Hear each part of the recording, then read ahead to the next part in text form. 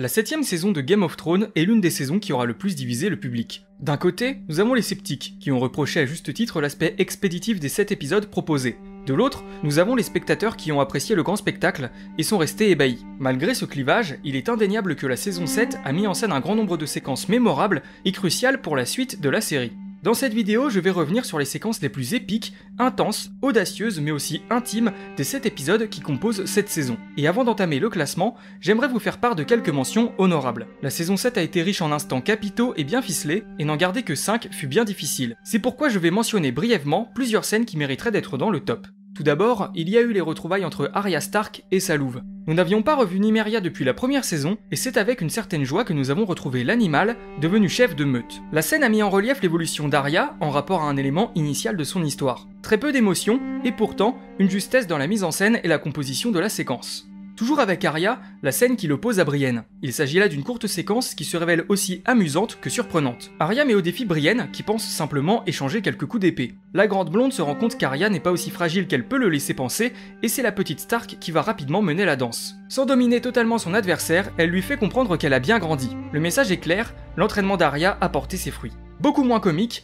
la mort de Lena Tyrell, la grand-mère badass de la série. Si son départ n'est pas un tournant pour Game of Thrones, sa dernière annonce a fait des remous. Juste après que Jaime Lannister lui ait garanti que sa mort serait douce et qu'il l'avait demandé personnellement, Olenna lui avoue qu'elle est derrière le meurtre de Joffrey. Avant de quitter le monde des vivants, elle rétablit la vérité autour de l'assassinat du roi. Jaime, dont le visage se décompose, comprend que son frère a été jugé alors qu'il était innocent, mais aussi qu'il a fait preuve d'une forme de générosité avec la tueuse de son fils. Enfin, les grandes figures de pouvoir se sont réunies pour évoquer le cas des marcheurs blancs. Une réunion décisive pour le reste de la série et une rencontre mémorable entre Daenerys Targaryen et celle qui la redoute de plus en plus, Cersei Lannister. Si celle-ci reste de marbre au début de l'entrevue, on la découvre en proie à la peur face aux morts apportées par Jon Snow et ses compagnons. Alors qu'une alliance est possible, Jon affirme qu'il soutiendra Daenerys jusqu'au bout si Cersei décidait de lui faire la guerre. Cela met un terme aux négociations. Tous les plus grands personnages de la série dans la même scène, forcément, c'est puissant. Nous pouvons désormais passer au classement et donc à la 5ème position avec la chute du mur. On l'attendait déjà pour la saison dernière, c'est enfin arrivé. Apothéose de la puissance destructrice des marcheurs blancs, la chute du mur est l'une des scènes les plus marquantes de toute la série. Rempart magique protégeant les humains, l'immense édifice s'est effondré sous les flammes de Viserion, ramené à la vie par le roi de la nuit.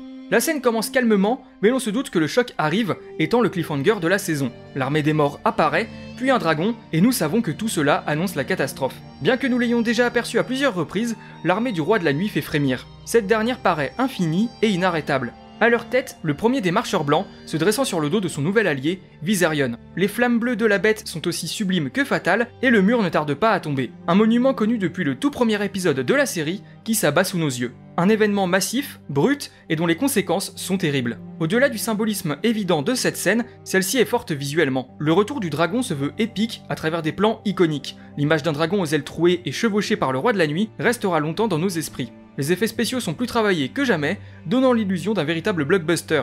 Entre l'effet de masse de l'armée des morts et le réalisme prodigieux du dragon et ses dégâts, le final de la 7ème saison est synonyme d'excellence.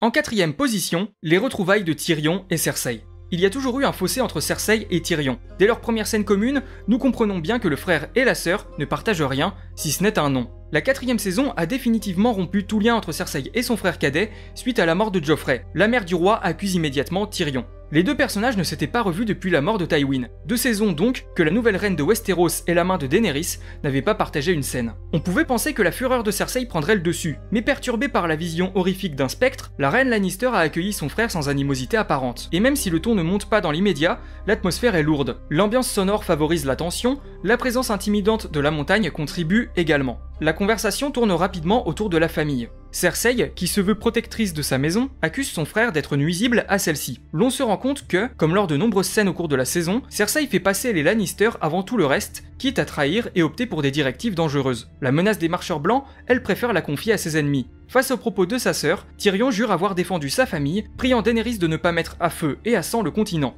Et la scène prend une autre dimension lorsque le plus jeune Lannister admet avoir conspiré contre sa maison. Son discours n'est pas sans rappeler son monologue lors de son procès au cours de la 4ème saison. Tyrion finit par inciter Cersei à le tuer, chose qu'elle ne pourra accomplir. La finalité de la scène surprend légèrement, mais elle ne gâche en rien la justesse des dialogues, la tension palpable tout au long de l'échange. Une séquence captivante qui met en lumière la véritable force de Game of Thrones, ses personnages.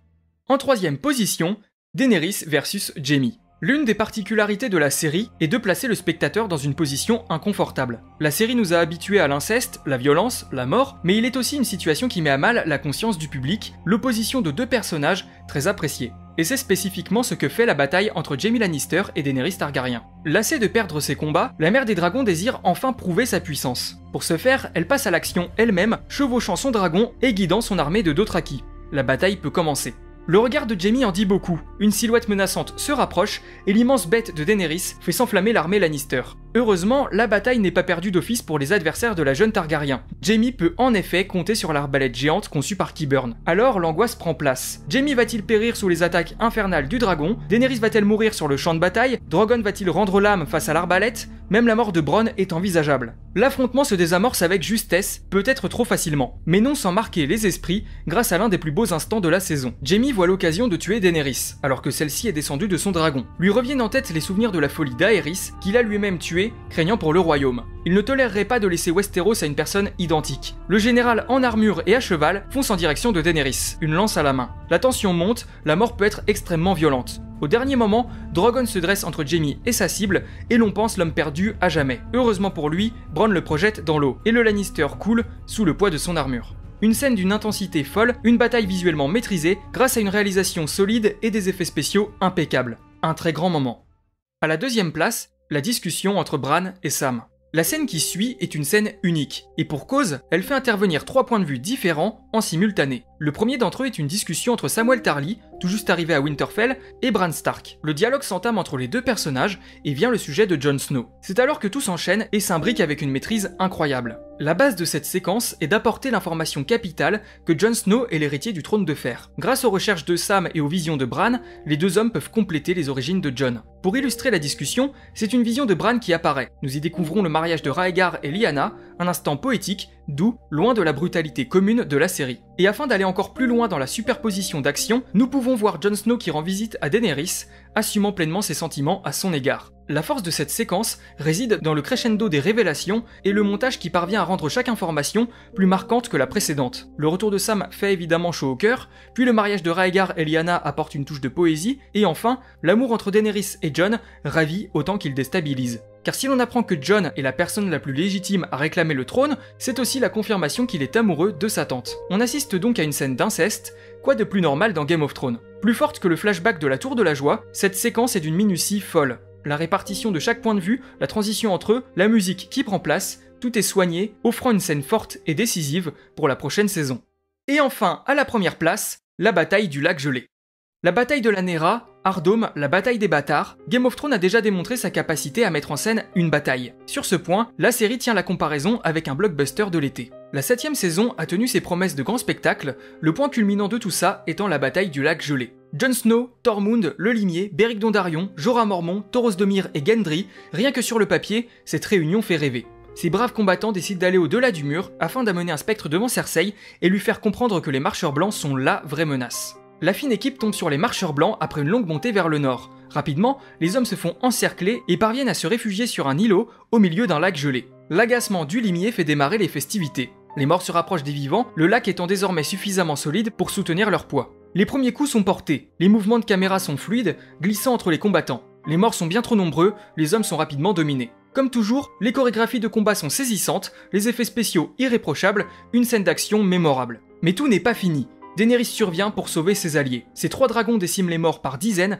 le tout sur une musique épique. C'est alors que le roi de la nuit, qui se contentait d'observer, tue l'un des dragons grâce à une lance de glace. La bête s'écroule dans un dernier cri strident. Le carnage est total. Jon ne parviendra pas à rejoindre ses frères d'armes sur le dos de Drogon, et nous pouvons rester sur place, sous peine de perdre un autre dragon. Daenerys décolle, laissant Jon derrière elle.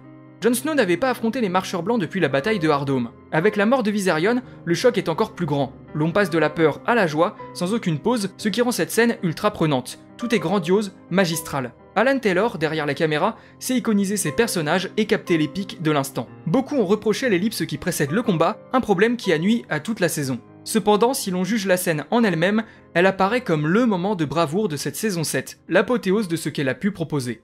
C'est tout pour cette vidéo et j'espère que ce classement vous a plu. Je compte sur vous pour me faire part du vôtre dans les commentaires. On se retrouve très vite pour de nouvelles vidéos et sur ce je vous dis à la prochaine, salut!